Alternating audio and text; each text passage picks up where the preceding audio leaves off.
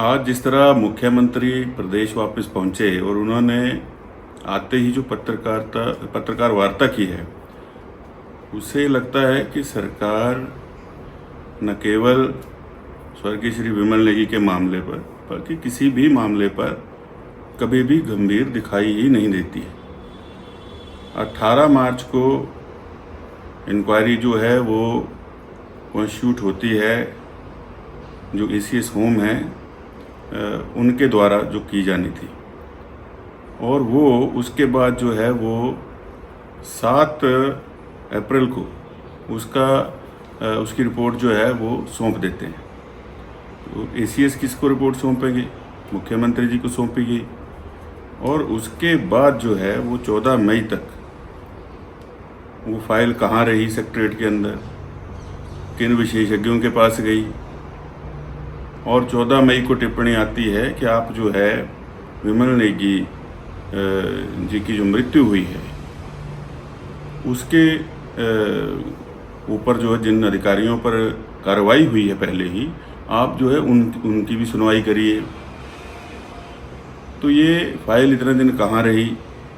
कौन लोग इस पर बैठे रहे,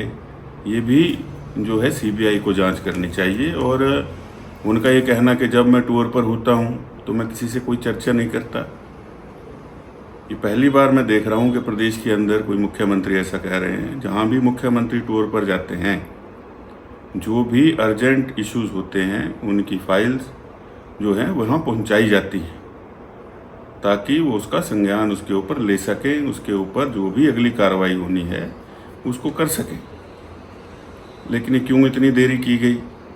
और आज जब पत्रकार वार्ता सेक्रेटरीट के अंदर हो रही है, हिमाचल प्रदेश सचिवालय के अंदर हो रही है, तो पत्रकार वार्ता के अंदर जो है वो पिछली पंक्तियों में ऐसे लोग बैठे हैं जिनका ना सेक्रेटरीट के अंदर कोई कार्यालय है, ना सरकार के साथ कोई काम है, ना वो अधिकारी हैं, ना चुने हुए प्रतिनिधि हैं। तो ये गंभीरता सरकार की ऐसे इश्यूज़ पर है। और एक बात मैं और कहना चाहूँगा कि जो इसमें जब आज पत्रकार वार्ता हो रही थी तो फिर राज्यसभा के चुनाव का जिक्र ले आए। अब आप कार्रवाई तो करवा रहे हैं और शिमला ज़िला में ही हो रही है, बालूगंज थाने में जो है वो उसमें कार्रवाई चल रही है। तो इतनी बड़ी पत्रकार वार्ता अपने ऑफिशियल कार्यालय के अंदर एसपी शिमला ने की, चीफ सेक्रेटरी से लेके जो है वो तत्कालीन रहे डिप्टी कमिश्नर, अपने डीजीपी और अन्य लोगों के ऊपर वहाँ टिप्पणियाँ करी, सिर्फ 4 मीडिया हाउसेस को बुला करके। तो उसके ऊपर भी थोड़ा प्रकाश डालते, लेकिन नहीं, क्योंकि इसी शक के चलते जो है वो विमल नेगी जी के परिवार ने आशंका जताई थी कि हमें लगता है कि हमें यहाँ न्याय मिलने का कोई चांस नहीं मिलेगा हिमाचल प्रदेश में अगर इसी तरह से पुलिस कार्य करती रही। और विधानसभा के अंदर वक्तव्य दिया कि मैं उनके परिजनों से मिल लिया, मेरी बात हो गई